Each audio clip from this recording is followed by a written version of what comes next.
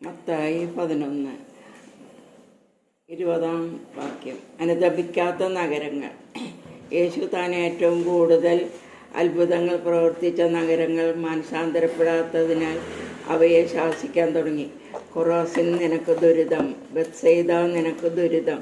നിന്നിൽ നടന്ന അത്ഭുതങ്ങൾ ടയറിലും സീദോനിലും നടന്നിരുന്നെങ്കിൽ അവ എത്ര പണ്ടേ ചാക്കൊടുത്ത് ചാരം പൂശി അനുദപിക്കുമായിരുന്നു.